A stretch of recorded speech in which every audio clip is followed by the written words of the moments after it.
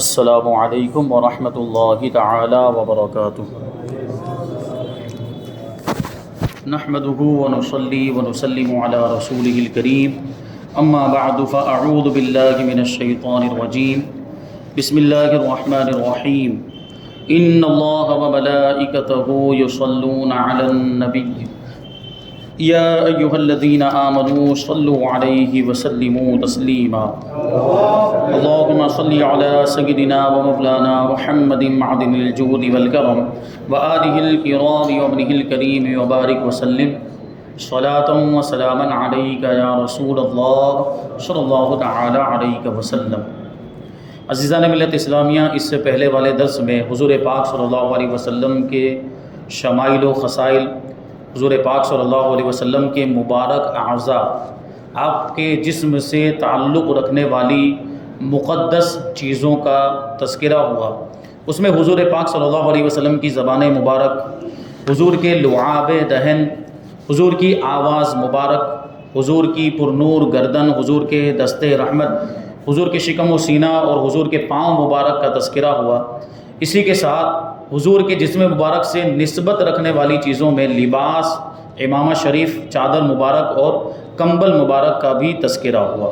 اب یہاں سے حضور پاک صلی اللہ علیہ وسلم کی نعلین اقدس کا ذکر کرتے ہیں، حضور کی مقدس اور پیاری جوتیاں، حضور کی چپل مبارک۔ فرماتے ہیں حضور اقدس صلی اللہ علیہ وسلم کی نعلین اقدس کی شکل و صورت اور نقشہ بالکل ایسا ہی تھا جیسے ہندوستان میں چپل ہوتے ہیں۔ چپل جیسے ہم پہنتے ہیں تو اس میں ایک تلا ہوتا ہے اور اوپر سے پاؤں کو ٹھہرانے کے لیے کوئی ایسی پٹی وغیرہ ہوتی جس کی وجہ سے پاؤں اس میں ٹھہر جاتا ہے۔ تو اسی انداز کے یہ نعلین مبارک حضور پاک صلی اللہ علیہ وسلم کی تھی۔ فرماتے ہیں کہ چمڑے کا ایک تلا ہوتا تھا۔ فرق یہی ہے کہ ہمارے یہاں جو چپل پہنتے ہیں عام طور پر وہ ربڑ کی ہوتی ہے۔ حضور پاک صلی اللہ علیہ وسلم کی جو نعلین مبارک تھی اس میں چمڑے کا ایک تلا تھا جس میں تسمے لگے ہوتے تھے۔ تسمہ وہی وہ رسی نما ایک چیز ہوتی جس کو باندھ دیا جاتا تھا، جس کی وجہ سے وہ پاؤں اس میں فٹ ہو جاتا تھا۔ آپ کی مقدس جوتیوں میں 2 تسمے عام طور پر لگے ہوتے تھے جو کروم چمڑے کے ہوا کرتے تھے، یعنی وہ تلا بھی چمڑے کا ہوتا تھا اور وہ جو تسمے ہوتے تھے وہ بھی چمڑے کے ہوا کرتے۔ ہم جو ابھی کہیں پر کوئی تصویر ایسے دیکھنے کو ملے جس میں حضور پاک صلی اللہ علیہ وسلم کے تبرکات ہوں اور اس میں حضور سے نسبت رکھنے والی یہ مقدس چیزیں ہوں اور اس میں نعلین مبارک دیکھیں تو آپ کو محسوس ہوگا کہ ایک چمڑے کا تلا ہے اور اس میں یہ تسمے اس طرح لگے ہوئے ہیں۔ اب آگے جو ہے کہ پسندیدہ رنگ کے بارے میں فرماتے کہ حضور پاک صلی اللہ علیہ وسلم کا پسندیدہ رنگ کون سا تھا؟ تو آپ نے سفید، سیاہ یعنی کالا، سبز یعنی ہرا اور زعفرانی رنگ، زعفرانی یعنی کیسری رنگ، زعفران سے رنگا ہوا نہیں، زعفرانی رنگ یعنی زعفران کے جیسا رنگ، کیونکہ زعفران سے رنگے ہوئے رنگ سے تو ایسے کپڑے سے تو حضور پاک صلی اللہ علیہ وسلم نے خود منع فرمایا، جس کو زعفران ہی سے رنگا گیا ہو وہ کپڑا پہننا منع ہے۔ یہ مراد یہاں پر زعفرانی رنگ یعنی کیسری رنگ، کسی اور چیز سے رنگا ہوا جس میں یہ کلر آ گیا ہو، ایسے رنگوں کے کپڑے حضور پاک صلی اللہ علیہ وسلم نے استعمال فرمائے۔ مگر سفید کپڑا آپ کو بہت زیادہ محبوب، مرغوب اور پسندیدہ تھا۔ سفید رنگ کے کپڑے حضور پاک صلی اللہ علیہ وسلم زیادہ زیب تن فرمایا کرتے تھے۔ سرخ رنگ کے کپڑوں کو آپ بہت زیادہ ناپسند فرماتے تھے۔ لال رنگ کے کپڑے یعنی جو بہت بھڑکیلے رنگ کے کپڑے ہوتے، شوخ رنگ ہوتا ہے بالکل لال ایک دم، اس سے حضور پاک صلی اللہ علیہ وسلم منع فرماتے تھے اور اس کو حضور پاک صلی اللہ علیہ وسلم نے کبھی پہنا بھی نہیں۔ ایک مرتبہ حضرت عبداللہ ابن عمر رضی اللہ تعالیٰ عنہما سرخ رنگ کے کپڑے پہنے ہوئے بارگاہ اقدس میں حاضر ہوئے تو آپ نے ناگواری ظاہر فرماتے ہوئے یعنی ناپسندیدگی کا اظہار کرتے ہوئے دریافت فرمایا یہ کیسا کپڑا ہے؟ تو انہوں نے ان کپڑوں کو جلا دیا۔ دیکھیے یہ صحابہ کرام کے اندر جذبہ کہ جب ان کو پتہ چل گیا کہ یہ چیز حضور کو پسند نہیں تو پھر میں کیوں پہنوں، بلکہ یہ کپڑا میرے پاس رہنا بھی نہیں چاہیے۔ حضرت عبداللہ ابن عمر رضی اللہ تعالیٰ عنہما نے فوراً اس کپڑے کو جلا دیا۔ لیکن یہاں پر ایک بات ذہن میں رہنی چاہیے کہ کپڑا ایک مال ہے، کچھ قیمت ہوگی، اس کو کچھ دے کر خریدا ہوگا، مال کو بلا وجہ ایسے ضائع بھی نہیں کر سکتے، برباد بھی نہیں کر سکتے۔ تو حضرت عبداللہ ابن عمر رضی اللہ تعالیٰ عنہ نے جب وہ لال رنگ کے کپڑوں کو جلا دیا اور آپ نے سنا اس کے بارے میں تو حضور نے ارشاد فرمایا کہ اس کو جلانے کی ضرورت نہیں تھی، کسی عورت کو دے دینا چاہیے تھا، کیونکہ عورت کے لیے وہ کپڑا پہننا جائز ہے، لیکن مرد کے لیے مناسب نہیں ہے کہ لال رنگ کا ایسا شوخ رنگ کا وہ کپڑا پہنے۔ تو حضور نے فرمایا کہ کسی عورت کو دے دینا چاہیے تھا، کیونکہ عورتوں کے لیے سرخ لباس پہننے میں کوئی حرج نہیں ہے۔ اسی طرح حضور اقدس صلی اللہ علیہ وسلم ایک مرتبہ ایک ایسے شخص کے پاس سے گزرے جو 2 سرخ رنگ کے کپڑے پہنے ہوئے تھا۔ اس نے آپ کو سلام کیا تو آپ نے اس کے سلام کا جواب نہیں دیا، یعنی اس کے لباس کی وجہ سے اس نے ایسا لباس پہنا جو حضور کو پسند نہیں تھا۔ پھر اگر ہلکا سا لال رنگ ہے، جو شوخ رنگ بھڑکیلا رنگ نہیں ہے، اور ہلکا سا لال رنگ ہے، یا جو ہے کہ اس میں کسی اور رنگ کی بھی آمیزش ہو گئی ہے، کوئی دوسرا رنگ بھی اس میں شامل ہو گیا، تو اس کے پہننے کی اجازت ہوگی۔ اب انگوٹھی مبارک کا تذکرہ کرتے ہیں کہ جب حضور پاک صلی اللہ علیہ وسلم نے بادشاہوں کے نام دعوت اسلام کے خطوط بھیجنے کا ارادہ فرمایا، اس کا تفصیلی واقعہ پیچھے گزرا کہ حضور پاک صلی اللہ علیہ وسلم نے اس زمانے میں جو بڑے بڑے بادشاہ تھے، جو سپر پاور مانے جاتے تھے، اس زمانے میں جن کی حکومتیں بہت بڑے بڑے رقبوں میں پھیلی ہوئی تھی، تو ان کو حضور نے خطوط لکھے اور ان کے سامنے اتمام حجت کے لیے اسلام کی دعوت پیش کی کہ اسلام قبول کر لو۔ تو یہ خطوط لکھنے کا، یہ خط لکھنے کا جب حضور نے ارادہ فرمایا تو لوگوں نے کہا کہ سلاطین یعنی جو بادشاہ ہیں وہ بغیر مہر والے خطوط قبول نہیں کرتے، ان کو مہر لگانی پڑتی ہے تب وہ خط قبول کرتے ہیں۔ اگر کسی خط پہ مہر نہ ہو، دستخط نہ ہو، تو وہ خط قبول ہی نہیں کرتے ہیں۔ پڑھنے کی بات تو دور، یہ بادشاہوں کے معاملات تھے، مہر والے خط ہی قبول کرتے ہیں۔ تو حضور پاک صلی اللہ علیہ وسلم نے چاندی کی ایک انگوٹھی بنوائی جس پر اوپر تلے 3 سطروں میں محمد الرسول اللہ صلی اللہ علیہ وسلم یہ کندہ کیا ہوا تھا۔ یہ انگوٹھی مبارک میں حضور پاک صلی اللہ علیہ وسلم کی انگوٹھی مبارک یہ 4.5 ماشے کی تھی، اور اس پہ یہ یہاں پر جو نگینہ وغیرہ ہم لوگ لگا لیتے ہیں اور اس کی جگہ پہ کبھی پتھر لگاتے ہیں، وہاں پہ حضور پاک صلی اللہ علیہ وسلم کی مہر تھی، اور اسی انگوٹھی کو حضور پاک صلی اللہ علیہ وسلم مہر کے طور پر، خاتم کے طور پر استعمال فرماتے تھے۔ اسی وجہ سے انگوٹھی کو خاتم بھی کہا جاتا ہے، اور خاتم کا ایک معنی مہر بھی ہوتا ہے۔ تو انگوٹھی ایسی تھی اور اس کی ضرورت حضور پاک صلی اللہ علیہ وسلم کو مہر لگانے کے لیے ہوتی، اور اس میں محمد الرسول اللہ صلی اللہ علیہ وسلم لکھا ہوا تھا اس انداز میں۔ اگر ہم اس کو سوچیں تو ہمیں یوں سمجھ میں آ رہا ہے کہ پہلے محمد ہونا چاہیے، پھر رسول ہونا چاہیے، پھر کلمہ جلالت اللہ ہونا چاہیے، لیکن اس کی کیفیت ایسی تھی، انگوٹھی کو اگر سیدھا رکھا جائے تو اوپر اللہ تھا، بیچ میں رسول تھا، اور نیچے محمد تھا، یعنی ہم کو نیچے سے اوپر کی طرف ایسے پڑھنا پڑے محمد الرسول اللہ، اور یہ مرتبے کے اعتبار سے لکھا ہوا تھا کہ اللہ نے رسول بنا کر بھیجا ہے محمد صلی اللہ علیہ وسلم کو۔ اس میں بھی حکمت ہے، دیکھیں اللہ نے رسول بنا کر بھیجا ہے محمد صلی اللہ علیہ وسلم کو۔ تو یہ انگوٹھی تیار ہوئی، اور پھر اس انگوٹھی کے ذریعے سے حضور پاک صلی اللہ علیہ وسلم نے وہ خطوط جو تھے ان میں مہر لگائی۔ اسی وجہ سے فرماتے کہ انگوٹھی اگر 4.5 ماشے کی ہو، جو تقریباً 4 گرام 375 ملی گرام بنتا ہے، اتنی اگر انگوٹھی ہے یا اس سے کم ہے تو مرد کو چاندی کی انگوٹھی، سونے کی تو ویسے بھی نہیں پہن سکتا، یہ چاندی کی انگوٹھی کی بات چل رہی ہے، تو اتنی انگوٹھی اتنے وزن کی وہ پہننا جائز ہے۔ اس میں ایک نگینہ ہونا چاہیے، ایک سے زیادہ نگینہ بھی نہیں ہونا چاہیے، تو یہ پہنے تو یہ جائز ہے۔ اس سے زیادہ وزن کی ہو تو مرد کے لیے بھی جائز نہیں۔ یہ حضور پاک صلی اللہ علیہ وسلم کے عمل سے ثابت، اور سنت تو عام طور پر کسی کے لیے نہیں ہے، سنت تو صرف اس کے لیے ہے جس کو انگوٹھی سے مہر لگانے کی ضرورت پڑے، کیونکہ حضور نے انگوٹھی کیوں بنوائی تھی؟ مہر لگانے کے لیے بنائی تھی، تو جو انگوٹھی سے مہر لگائے اس کے لیے سنت، اور جو مہر نہیں لگاتا ویسے ہی پہنتا ہے تو اس کے لیے جائز ہے، وہ سنت میں بھی نہیں آتا ہے۔ تو یہ بات ہے۔ اب خوشبو کے بارے میں ارشاد فرماتے ہیں کہ آپ کو خوشبو بہت زیادہ پسند تھی، آپ ہمیشہ عطر کا استعمال فرمایا کرتے تھے، حالانکہ خود آپ کے جسم مبارک سے ایسی خوشبو نکلتی تھی کہ جس گلی میں سے آپ گزر جاتے وہ گلی معطر ہو جاتی تھی، بلکہ صحابہ کرام حضور پاک صلی اللہ علیہ وسلم کی خوشبو سے حضور کو تلاش کر لیا کرتے تھے۔ آپ فرمایا کرتے تھے کہ مردوں کی خوشبو ایسی ہونی چاہیے کہ خوشبو پھیلے اور رنگ نظر نہ آئے، یعنی کپڑے پر اگر ہم لگائیں تو اس کا رنگ نظر نہ آئے، لیکن خوشبو زیادہ پھیلنی چاہیے۔ اور عورتوں کے لیے وہ خوشبو بہتر ہے کہ خوشبو نہ پھیلے اور رنگ نظر آئے، یعنی ان کے کپڑوں پر رنگ نظر آنا چاہیے اور خوشبو پھیلنی نہیں چاہیے، کیونکہ عورتوں کی خوشبو اگر پھیلے گی تو فتنے کا اندیشہ۔ اسی وجہ سے عام طور پر ہمارے یہاں پہ جو ابھی خوشبو استعمال ہوتی ہے، جو عطر وغیرہ ملتے ہیں، اس کی خوشبو پھیلتی ہے، تو ایسے عطر عورتوں کے لیے جائز نہیں ہے۔ جن کی خوشبو پھیلے گی، کیونکہ وہ اگر ایسا عطر لگا کر یا ایسا کچھ پرفیوم وغیرہ لگا کر گزریں گی تو مردوں کی توجہ ان کی طرف ہوگی، اور یہ فتنے کا اندیشہ ہوگا، گناہ میں بدنگاہی میں مبتلا ہونے کا اندیشہ. اس لیے ایسی خوشبو عورتوں کے لیے جائز نہیں. وہ اپنے گھر میں ہی اگر رہتی ہیں، باہر بالکل نہیں نکلتی، اور اپنے محارم کے لیے انہوں نے ایسی خوشبو لگائی، خاص طور پہ اپنے شوہر کے لیے خوشبو لگائی ہے، تو اس کی اجازت ہے. تو حضور نے یہ ارشاد فرمایا. پھر کہتے ہیں کہ کوئی آپ کے پاس خوشبو بھیجتا، یعنی حضور کو کوئی تحفے کے طور پر خوشبو بھیجتا تو آپ کبھی اس کو رد نہیں فرماتے بلکہ قبول فرما لیا کرتے، کیونکہ حضور کو خوشبو پسند تھی. اس لیے جب بھی کوئی تحفے میں خوشبو بھیجتا تو وہ آپ قبول فرما لیتے. اور ارشاد فرماتے ہیں کہ خوشبو کے تحفے کو رد مت کرو، یعنی خود بھی قبول کرتے اور دوسروں کو بھی حکم دیتے کہ خوشبو کا جب تحفہ دیا جائے تو اسے رد نہیں کرنا چاہیے، کیونکہ یہ جنت سے نکلی ہوئی ہے. کیونکہ جنت میں تو ہر جگہ خوشبو ہی خوشبو ہوگی، وہاں بدبو کا تو نام و نشان نہیں ہوگا. وہاں تو کوئی بھی نامناسب چیز، وہاں کوئی بھی گندی چیز، کوئی بھی نجاست سے تعلق رکھنے والی چیز ہوگی ہی نہیں. یہاں تک کہ یہ ہمارے جو ضرورت کے معاملات ہوتے ہیں، جو حاجت کے معاملات، کھانا کھانے کے بعد کھانا جو ہضم ہوتا ہے، تو جو معاملات قضائے حاجت کے ہوتے ہیں، یہ چیزیں بھی جنت میں نہیں ہوگی.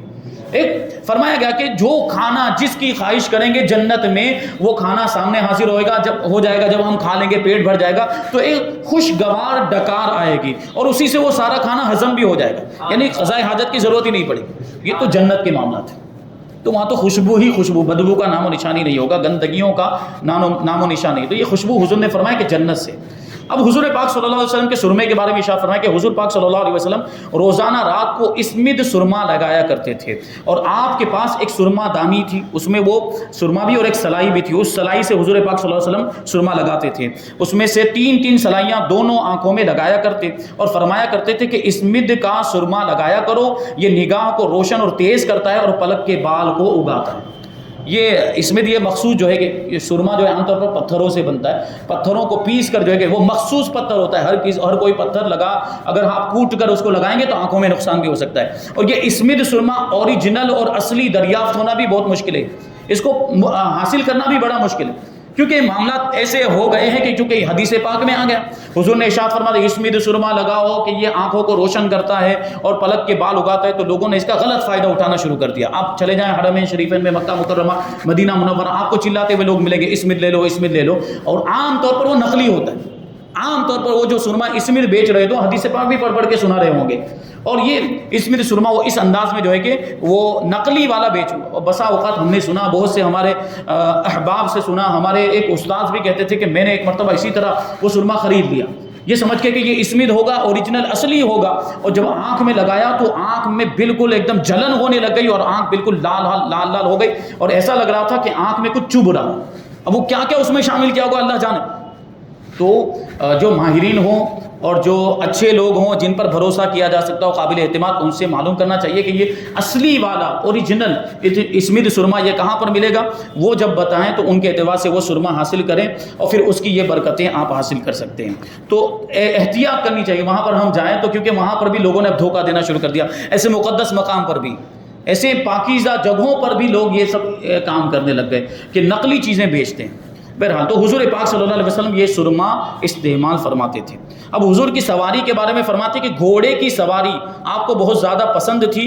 گھوڑے کے علاوہ اونٹ، کھچر، حمار یعنی عربی گدھا جو گھوڑے سے بھی زیادہ خوبصورت ہوتا تھا.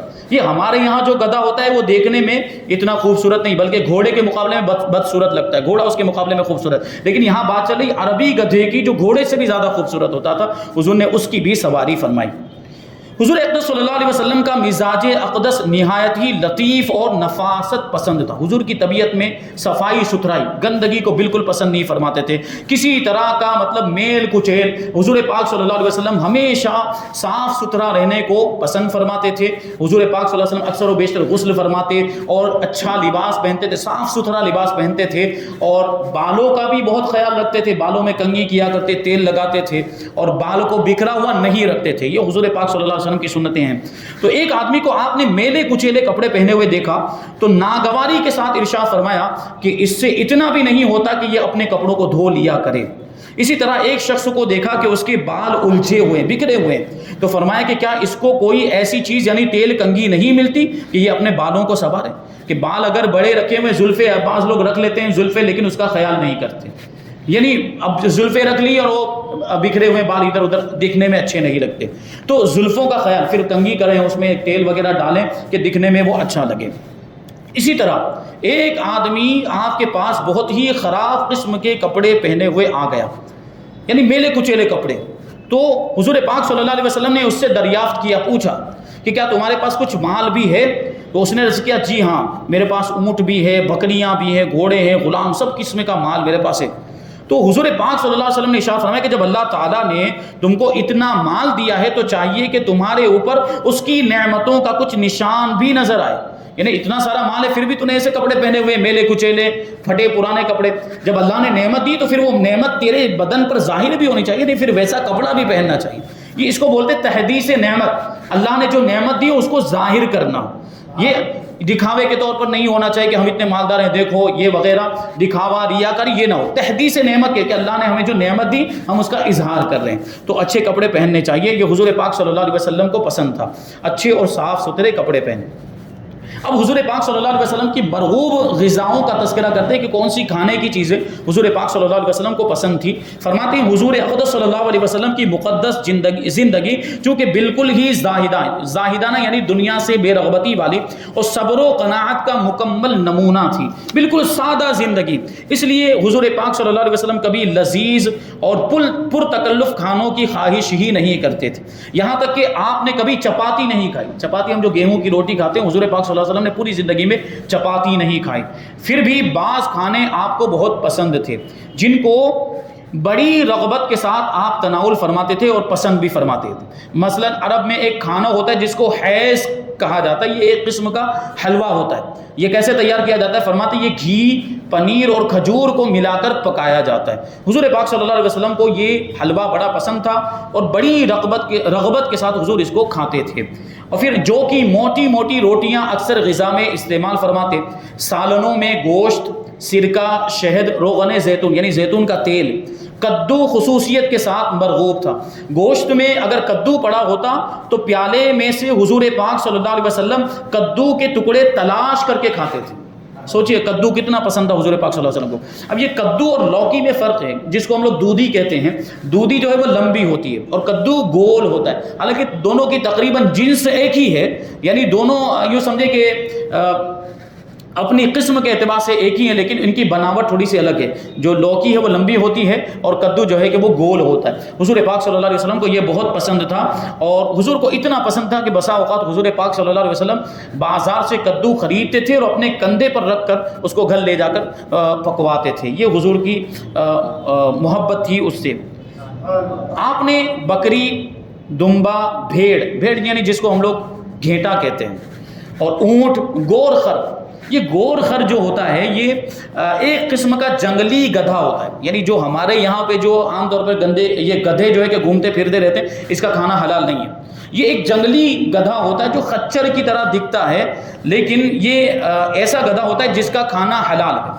یہ اس کا رنگ عام طور پر مٹی کی طرح ہوتا ہے، اور اس کے یہاں سے سر سے لے کر پوری پشت پر بالوں کی ایک لکیر ہوتی ہے، تو یہ اس طرح کا یہ گدھا ہوتا ہے، یہ اس کو گور خر کہا جاتا ہے۔ حضور پاک صلی اللہ علیہ وسلم نے اس کا بھی گوشت تناول فرمایا ہے۔ یا ہو سکتا ہے یہاں اس سے مراد نیل گائے ہو جو جنگلوں میں ہوتی، کیونکہ وہ بھی اسی طرح کی شکل و صورت رکھتی ہے، نیل گائے۔ خرگوش، مرغ، بٹیر، مچھلی کا گوشت، یہ سب حضور پاک صلی اللہ علیہ وسلم نے تناول فرمایا۔ اسی طرح کھجور اور ستو بھی بکثرت تناول فرماتے تھے۔ ستو یعنی وہ مختلف آٹوں سے، چنے کا آٹا اور کچھ دوسرے آٹے ملا کر اس کو بنایا جاتا ہے، پھر اس میں پانی یا دودھ، اس کے ساتھ شکر ملا کر اس کو آٹے کو وہ گوندھ لیتے اور حلوے کی طرح ہو جاتا ہے، پھر اس کو کھاتے ہیں، یہ ستو ہے۔ تربوز کھجور کے ساتھ ملا کر، اور کھجور کے ساتھ ککڑی ملا کر، روٹی کے ساتھ کھجور بھی کبھی کبھی حضور پاک صلی اللہ علیہ وسلم تناول فرمایا کرتے تھے، لیکن وہ روٹی جو ہوتی تھی وہ جو کی روٹی ہوتی تھی۔ انگور، انار وغیرہ پھل فروٹ بھی حضور پاک صلی اللہ علیہ وسلم کھایا کرتے تھے۔ ٹھنڈا پانی حضور کو بہت پسند تھا، یعنی اس زمانے میں تو یہ فریج اور یہ سب نہیں ہوتا تھا، لیکن جو ٹھنڈا پانی جیسے اگر مٹی کے برتن میں رکھ دیا جائے تو پانی ٹھنڈا ہوتا ہے، اور بعض اوقات کچھ مشکیزیں ایسے ہوتے ہیں ان میں پانی ٹھنڈا رہتا ہے، تو اس طرح کا ٹھنڈا پانی حضور جو قدرتی طور پر ٹھنڈا ہوتا تھا۔ دودھ کبھی خالص کبھی اس میں پانی ملا کر نوش فرماتے، کبھی کشمش یعنی وہ سوکھے انگور اور کھجور پانی میں بھگو کر اس کا رس پیتے تھے۔ جو کچھ پیتے وہ 3 سانس میں نوش فرماتے، 3 مرتبہ۔ پانی کے تعلق سے بھی سنت یہی ہے کہ 3 مرتبہ میں پینا چاہیے، ایک گھونٹ ایک مرتبہ میں، دوسرا گھونٹ دوسری مرتبہ میں، اور تیسری مرتبہ میں جتنا پینا چاہتے ہیں اتنا پی سکتے ہیں۔ ٹیبل اور میز پر کبھی کھانا تناول نہیں فرمایا، ہمیشہ کپڑے یا چمڑے کے دسترخوان پر کھانا کھاتے، مسند یا تکیے پر ٹیک لگا کر یا لیٹ کر کبھی کچھ نہ کھاتے، نہ اس کو پسند فرماتے۔ کھانا صرف انگلیوں سے نوش فرماتے۔ بعض لوگوں کے معاملات ہوتے ہیں ایسا پورا کھانے کو پورا ایسا جو ہے مٹھی میں بھر کے اس طرح کھاتے ہیں، یہ طریقہ جو ہے کہ مناسب نہیں ہے۔ حضور پاک صلی اللہ علیہ وسلم صرف انگلیوں سے نوالا لیتے تھے، انگلیوں سے نوالا لیتے، اور بعض روایتوں میں کہ صرف 3 انگلیوں کا استعمال کرتے تھے، انگلیوں سے یہ نوالا لیتے تھے۔ چمچ کانٹا وغیرہ سے کھانا پسند نہیں فرماتے تھے۔ ہاں، ابلے ہوئے گوشت کو کبھی کبھی چھری سے کاٹ کر بھی حضور پاک صلی اللہ علیہ وسلم کھاتے تھے۔ تو یہ حضور پاک صلی اللہ علیہ وسلم کی مرغوب غذاؤں کا تذکرہ ہو۔ اب یہاں سے حضور یہ روزمرہ کے معمولات، یہ روزانہ حضور پاک صلی اللہ علیہ وسلم کیا کیا کرتے تھے، حضور کے معمولات انشاءاللہ تبارک و تعالیٰ اس کو ہم آئندہ درس میں شامل کریں گے۔ اللہ تبارک و تعالیٰ کی بارگاہ میں دعا ہے کہ جو کچھ بھی بیان ہوا اس پر ہم سب کو عمل کرنے کی توفیق عطا فرمائے، حضور پاک صلی اللہ علیہ وسلم سے سچی پکی محبت کرنے کی توفیق عطا فرمائے، اور حضور پاک صلی اللہ علیہ وسلم کے نام پر ہمیں اپنا سب کچھ قربان کرنے کی توفیق عطا فرمائے۔ وما علینا الا البلاغ۔ الفاتحہ۔